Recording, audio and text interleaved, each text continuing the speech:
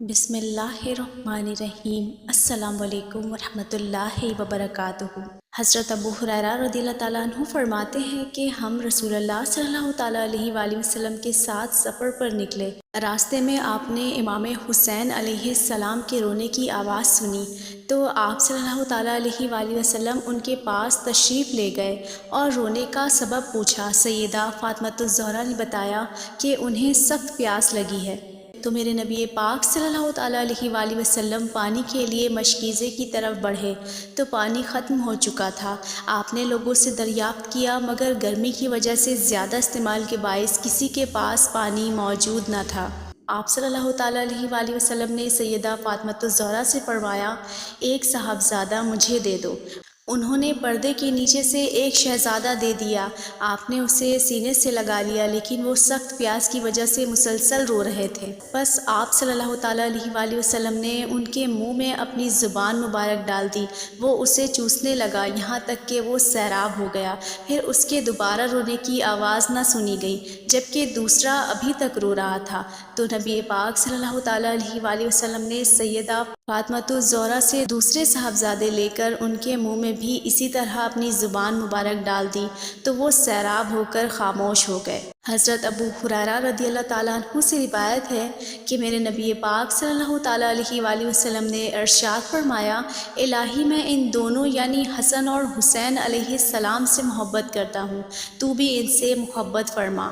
حضرت ام فضل بن حارث رضی اللہ تعالیٰ عنہ سے روایت ہے کہ وہ نبی کریم صلی اللہ تعالیٰ علیہ وآلہ وسلم کی خدمت میں حاضر ہو کر عرض گزار ہوئے، یا رسول اللہ صلی اللہ تعالیٰ علیہ وآلہ وسلم، آج رات میں نے بہت برا خواب دیکھا۔ فرمایا وہ کیا ہے؟ عرض کیا آپ کے جسم انور کا ایک ٹکڑا کاٹ کر میری گود میں رکھا گیا ہے۔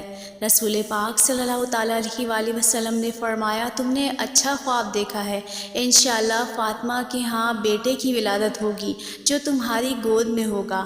بس حضرت فاطمۃ الزہرا کے ہاں حسین علیہ السلام پیدا ہوئے اور وہ میری گود میں تھے، جیسا کہ نبی پاک صلی اللہ تعالیٰ علیہ وآلہ وسلم نے فرمایا تھا۔ ایک روز نبی پاک صلی اللہ تعالیٰ علیہ وآلہ وسلم کی آنکھوں سے آنسو روا تھے۔ میرے نبی پاک صلی اللہ تعالیٰ علیہ وآلہ وسلم سے دریافت کیا گیا کہ کیا بات ہے؟ آپ صلی اللہ تعالیٰ علیہ وآلہ وسلم نے فرمایا، جبرائیل امین علیہ السلام میرے پاس آئے تھے اور مجھے بتایا کہ عنقریب میری امت میرے اس بیٹے کو قتل کرے گی۔ میں نے کہا انہیں یعنی حسین علیہ السلام کو؟ فرمایا ہاں، وہ میرے پاس اس جگہ کی مٹی لائے تھے جو سرخ ہے۔ حضرت انس رضی اللہ تعالیٰ عنہ سے روایت ہے کہ عبید اللہ بن زیاد کے پاس حضرت حسین علیہ السلام کا سر اقدس لا کر تشت پہ رکھا گیا تو وہ اسے چھیڑنے لگا اور اس نے آپ علیہ السلام کے حسن و جمال پر نکتہ چینی کی۔ حضرت انس رضی اللہ تعالیٰ عنہ فرماتے ہیں کہ میں نے کہا خدا کی قسم یہ رسول اللہ صلی اللہ تعالیٰ علیہ وآلہ وسلم کے ساتھ سب سے زیادہ مشابہت رکھنے والے ہیں۔ دوسری روایت ہے کہ میں ابن زیاد کے پاس تھا جب امام حسین علیہ السلام کا سر مبارک لایا گیا تو وہ ایک چھری ان کی ناک پر مارنے لگا اور طنزاً بولا کہ میں نے ایسا حسن والا نہیں دیکھا، تو پھر ان کا ذکر کیوں ہوتا ہے؟ میں نے کہا تجھے معلوم ہونا چاہیے کہ یہ رسول خدا صلی اللہ تعالیٰ علیہ وآلہ وسلم کے ساتھ سب سے زیادہ مشابہت رکھتے ہیں۔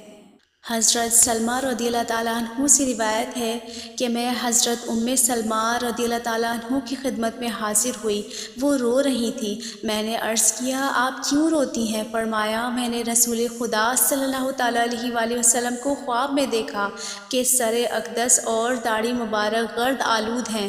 میں عرض گزار ہوئی یا رسول اللہ صلی اللہ تعالیٰ علیہ وآلہ وسلم آپ کو کیا ہوا ہے؟ آپ نے فرمایا میں ابھی حسین کی شہادت گاہ میں گیا تھا۔ حضرت ابن عباس رضی اللہ تعالیٰ عنہ سے روایت ہے کہ ایک دن دوپہر کے وقت میں نے نبی پاک صلی اللہ تعالیٰ علیہ وآلہ وسلم کو خواب میں دیکھا گیسوئے مبارک بکھرے ہوئے اور دست مبارک میں ایک شیشی ہے جس میں خون تھا۔ میں عرض گزار ہوا میرے ماں باپ آپ پر قربان، یہ کیا ہے؟ آپ صلی اللہ تعالیٰ علیہ وآلہ وسلم نے فرمایا یہ حسین علیہ السلام اور اس کے ساتھیوں کا خون ہے، میں دن بھر اسے جمع کرتا رہا ہوں۔ میں نے وہ وقت یاد رکھا تو معلوم ہوا کہ امام حسین علیہ السلام اسی وقت شہید کیے گئے تھے۔ جزاک اللہ خیرہ۔